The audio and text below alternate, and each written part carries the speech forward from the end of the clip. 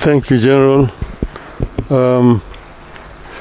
Ladies and gentlemen, I can only add widely among friends. As the General said, he is one of my closest friends on the continent. And I intimated to him that if there should be interest, I will myself be keen to serve the continent of Africa.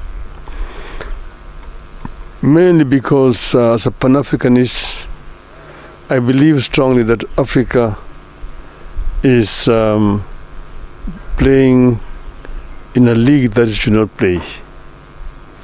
That Africa deserves better. Africa is we can say, the cradle of humanoid species. The first human who walked on this earth was an African. And Africa is also the cradle of human civilization. The Africans started using steel and steelwares before any other human beings elsewhere started doing so. Africa is the richest continent on the planet Earth in terms of minerals and general raw materials. It is a paradox that the richest in terms of resources is also the poorest. This is something that we need to reverse. And it can only be reversed if we as a continent marshal all our resources for the faster socio-economic growth of our continent. And African economies can complement each other. I have served the AU in the capacity as infrastructure high representative. That position gave me a good advantage to be able to learn about each and every African continent, country, what they have, the comparative advantages, and so on. And I believe that working together with all these countries, we can be able to emancipate Africa. There is right now brain drain out of our continent. It is also actually appalling to see young African people drowning in the Mediterranean in search of greener pastures out of the continent. This is something that can also be reversed. Those are the ones that can get to the Mediterranean. Some perish on the Sahara. Yeah. So before they get to the Mediterranean. But all the same, the fact is that they end up all dying. It's a tragedy that ought to be reversed.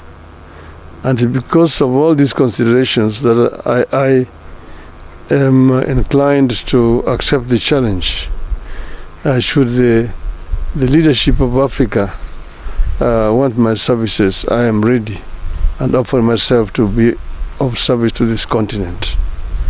And I've asked my friend to continue to be a good ambassador and talk to other people elsewhere. I don't want to say much more than that. And therefore today I want to make it public that I'm ready, yes, to go for the chairmanship of the African Union. Thank you.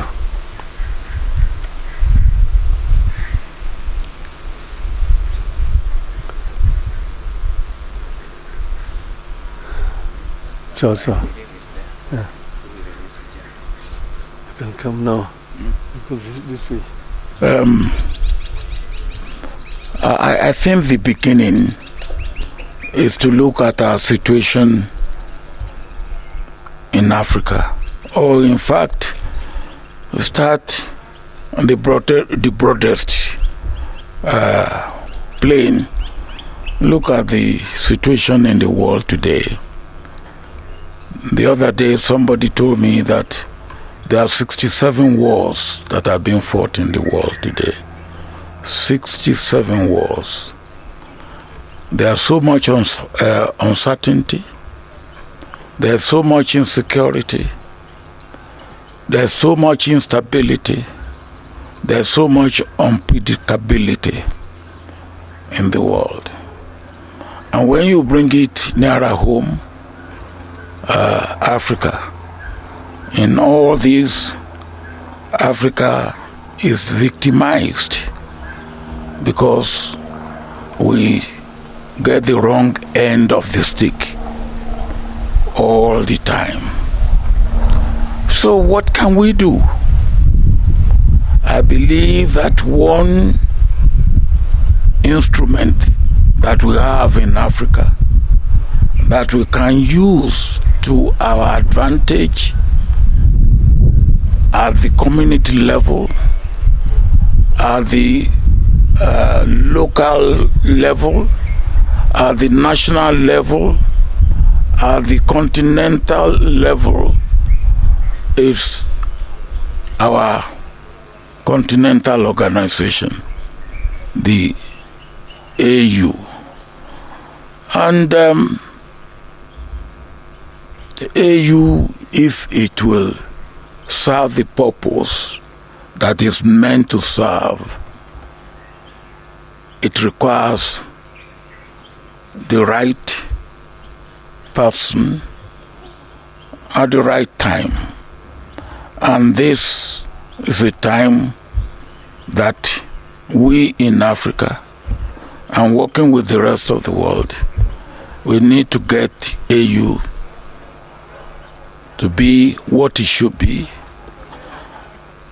They are doing what they can do, because AU got me and two, with sister and a brother, to look at the situation of Tigray and the federal government of Ethiopia. But there's a lot more that is wrong with Africa today. My own part of the continent, West Africa, is riddled with government that had not come through constitutional means, is riddled with insecurity, is riddled with poverty, unemployment, and you can say similar thing even for this part of Africa. So if in less than a year there should be a change of button at the AU level, maybe some of us should take it upon ourselves to assist our incumbent leaders to make sure that we look and search and advise. And so part of my visit was really three.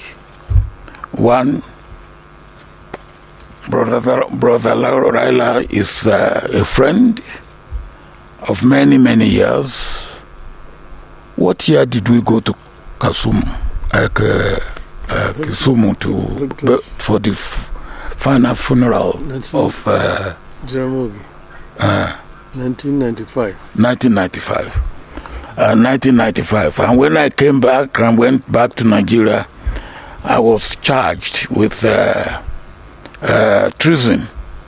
Treason not only because they say I wanted to topple the government of Nigeria, but also because I came here because I want to topple the government of Kenya, because I went for the funeral rite of the leader of opposition. Now that's as far back as we have been friends and now have been friends of the family, and particularly of Raila. So, consulting, searching, what can we do? And consulting. Second thing is that not too long ago, I was here with the President of the Republic, President Ruto, and Raila. And we went to Mombasa. Yes. We went to Mombasa, and the outcome of that exercise was 5 each from the two parties to form a committee. And I understand that committee have done impressive work. Of course, in my part of the world, we believe that when you put yam in fire, you must be able to turn it over so that it's not overdone. So I want to see what progress we are making in that line. I will be seeing the president, with whom, of course, I'm also regularly in contact. And the third is what I said earlier on. Now, can we be looking? We need a person, man or woman, who has experience, who understand the situation we are in, who comes from a background that can make a difference. And of course, that consultation means now the people that I, from my own understanding of the situation and what I know of Africa, haven't been involved with Africa for more than 5 decades. What sort of people? Some time ago, I was one of those who midwifed, because we believe that people who have held the position of head of government, either at the prime minister level or at the presidential level, will be able to knock at the door of incumbent prime ministers and presidents without much ado. And such people will probably be the right person, armed with other attributes at this particular time. And as I was saying, we midwife Conare in some years back, and maybe at this time we should be looking at that sort of. But whoever we look for must come from a country that is not of extreme in any sense, and where there are no much antagonism against such country. Then when you look at those who have held that position before, I believe strictly it should be the turn of East Africa. Not too long ago we had Southern Africa. The one now whose time will be ending is Central Africa. Before that, as I said, we had Conare from West Africa.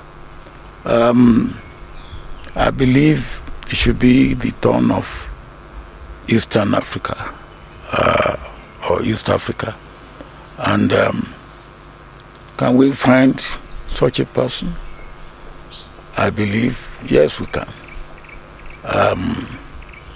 But such a person should not be the candidate of his country. He should be the candidate of the region. And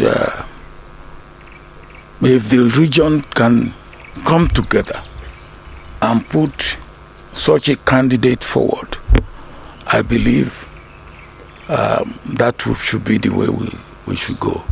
And that's the main point of my visit before I go to attend the AU meeting for the 17th and the 18th. And I have no doubt in my mind that my friend could easily be a viable candidate. But that, of course, is subject to the views, feelings, and, of course, the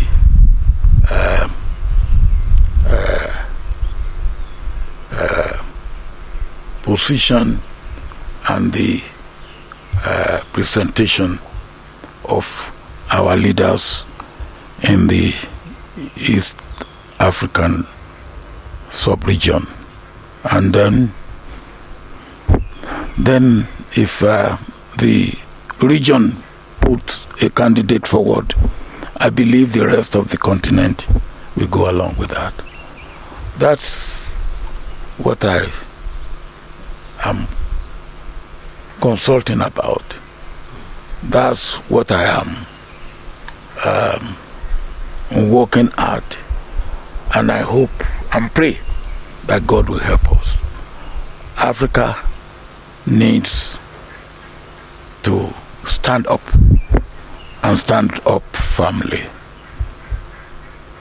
There's so much at stake in Africa today that we need to get it right. Thank you.